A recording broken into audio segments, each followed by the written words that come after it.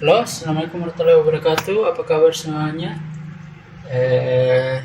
Selamat datang di pembelajaran khusus HMJ Teknik Informatika, Fakultas Sains dan Teknologi, jurusan Teknik Informatika, UIN Alauddin Makassar. Perkenalkan, nama saya Muhammad Samil Izzah. Saya akan menjelaskan materi pemrogram terstruktur C++. Oke, langsung saja. Yang pertama, operasi input output. Kali ini saya akan menjelaskan apa itu operasi input dan output. Seperti yang ada di gambar di atas, input merupakan suatu masukan yang akan diproses oleh program, lalu dikeluarkan hasil prosesnya. Itu adalah output. Lanjut. Input sendiri itu adalah suatu daya yang kita masukkan ke dalam program. Input biasanya diambil dari perangkat inputan seperti keyboard, mouse, kamera, mikrofon, scanner, dan masih banyak lain alat-alat yang memasukkan data ke dalam komputer. Proses sendiri adalah sebuah langkah yang harus dilakukan program untuk menghasilkan suatu output. Artinya, dengan kata lain, proses itu merupakan suatu pengolahan data yang dimasukkan melalui alat input untuk menghasilkan suatu output atau keluaran yang kita inginkan. Output sendiri adalah data atau informasi yang ditampilkan oleh program ke layar komputer setelah diproses. Jadi output itu hasil dari scanner yang kita lakukan, hasil dari ketikan keyboard yang kita lakukan bakalan ditampilkan kalau di komputer, di laptop biasanya ditampilkan di layarnya sebagai hasil dari proses data yang kita inputkan. Fungsi input pada C++ itu untuk menampilkan, digunakan untuk fungsi input pada C++ itu sendiri adalah scanf dan cin. Fungsi scanf sendiri sebenarnya berasal dari bahasa C, tapi masih bisa digunakan di dalam bahasa C++. Fungsi ini untuk mengambil input dari keyboard dan bekerja dengan format tertentu disesuaikan dengan jenis tipe data yang kita ingin inputkan ke dalam program kita. Ini contoh-contoh format yang bisa kita gunakan. %D itu untuk integer, %F float, %S string tanpa spasi, dan %C untuk char. Ya bisa lihat sendiri di layar untuk string dengan spasi. Ini adalah sebuah contoh dari penggunaan scanf. Oke, kita langsung saja lanjut ke fungsi cin dan getLine. Cin singkatan dari karakter input. Fungsi cin itu adalah bentuk fungsi terbaru yang digunakan C++. Jadi C tadi itu fungsinya yaitu fungsi dari scanf itu adalah fungsi dari bahasa C, dan diimprovisasi di C++ diganti dengan fungsi cin dan getLine. Cin itu biasanya digunakan dengan bantuan operator siku kanan 2 kali. Cin tidak dapat membaca spasi, sedangkan getLine dia tuh fungsi yang sama dengan cin, tapi dia bisa mendapatkan spasi dan khusus untuk variabel bertipe string. Nah, contoh penggunaan cin itu bisa kita lihat di sini. Ini adalah contoh penggunaan getLine. Oke, itu saja materi untuk inputan. Langsung kita coba coding. Oke, ini adalah sebuah kode yang telah saya buat. Pertama kita akan menggunakan scanf. Pertama-tama kita tuliskan dulu include IOStream. Lanjut kita membuat kode sementara. Di sini saya punya variabel yaitu integer umur.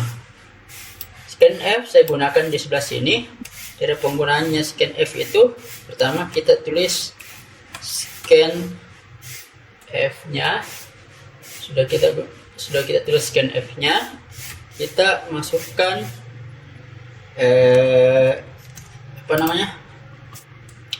kita masukkan jenis tipe data yang kita ingin gunakan. Petik. Di sini saya ingin menggunakan tipe data integer karena variabel umur saya bertipe integer. Kita masukkan %d, koma, kita menulis variabel di mana kita akan menyimpan data yang akan kita ketik. Caranya itu dengan menambah huruf dan disambung dengan nama variabel yang kita gunakan. Di sini yang saya gunakan itu adalah umur. Oke, jadi begitu ya.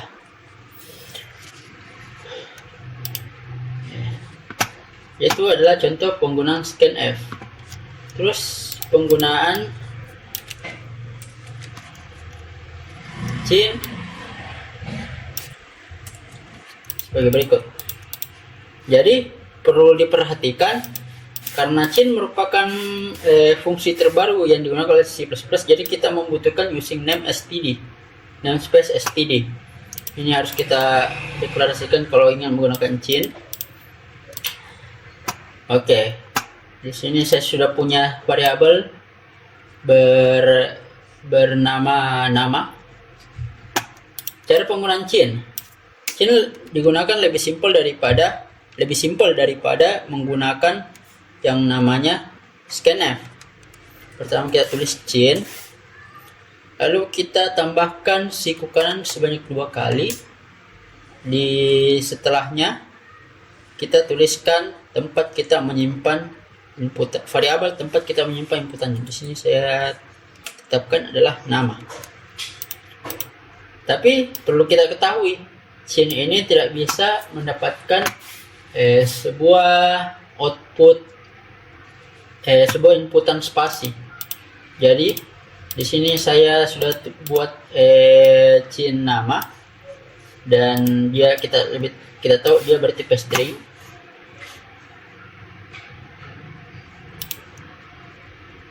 Coba kita gunakan.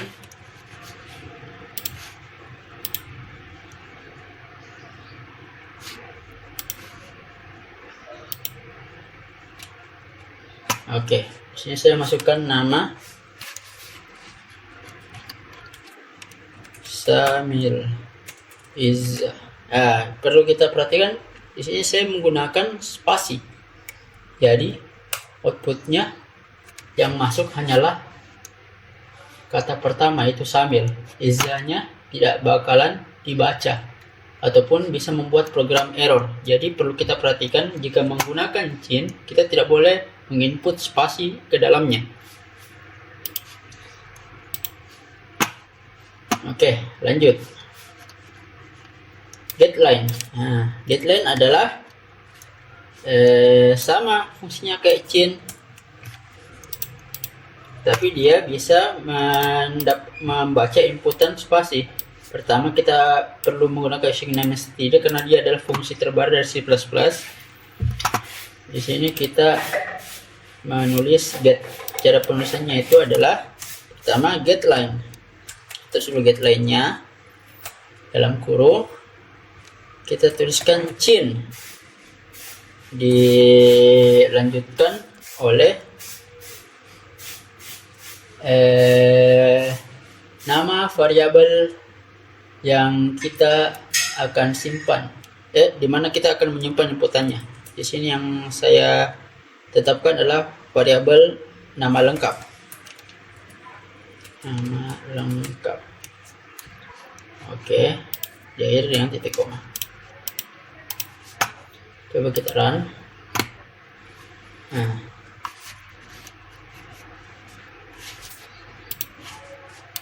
Oke, bisa kita lihat di sini. Saat saya menulis nama lengkap saya seperti yang tadi saya lakukan di chain sebelumnya, kali ini nama belakang saya Izza didapatkan oleh program. Jadi chain ini, getLine ini bisa mendapatkan inputan spasi. Oke, itu saja. untuk input. Kita lanjut ke materi selanjutnya.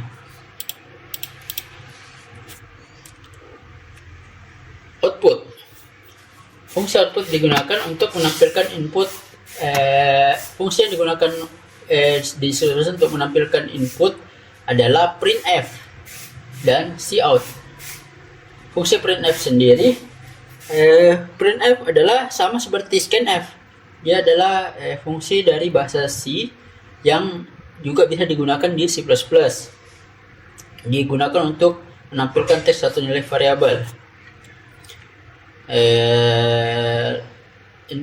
Sama seperti scanf, dia juga membutuhkan format tipe data kalau kita ingin mengeluarkannya.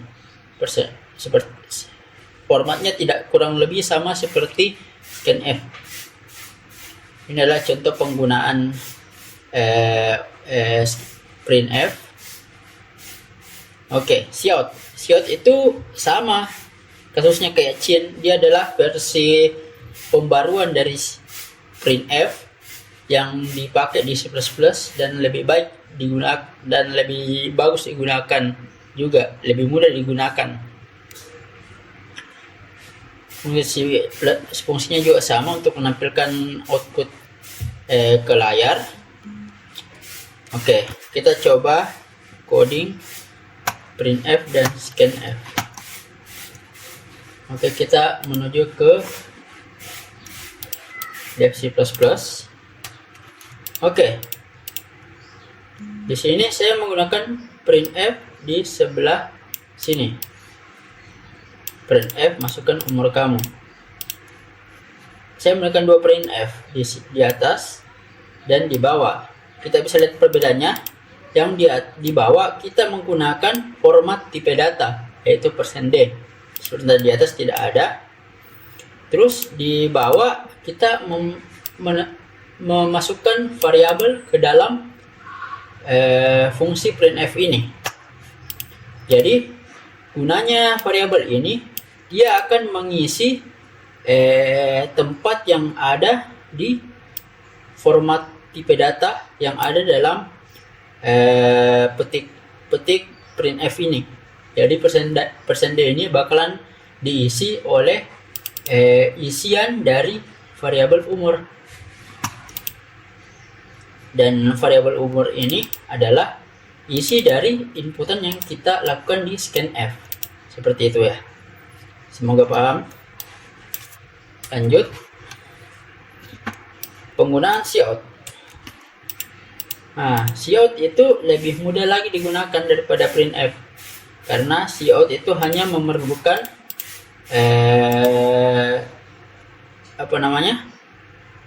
jika printf itu lebih kompleks karena kita harus menetapkan atau memberi tanda tempat kita menaruh variabel kita. Kalau cout kita cuma menyambungkannya dengan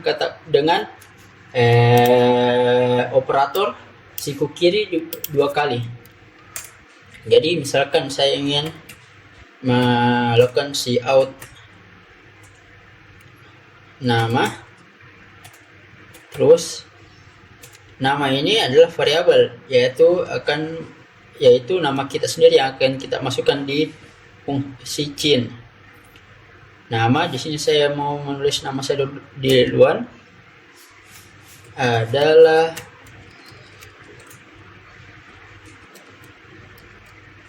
mahasiswa teknik informatika. Nah,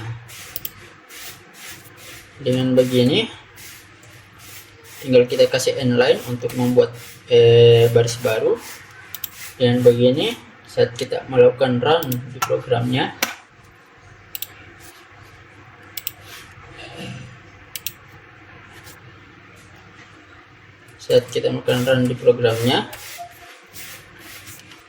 nah di sini variabel nama ini bakalan diganti dengan nama kita, dilanjutkan dengan teks seperti ini, lalu diakhiri dengan baris baru, yaitu inline. Nah, seperti itu. penggunaan input dan output di C++. Semoga semuanya paham. Untuk lebih menambah lagi pengetahuan kalian dalam programming, saya menyarankan untuk mengerjakan tugas yang tampil di layar saat ini. Ini adalah tugasnya. Oke, mungkin itu saja dari saya. Sekian dan terima kasih atas perhatiannya. Akhirul kalam, wassalamualaikum warahmatullahi wabarakatuh.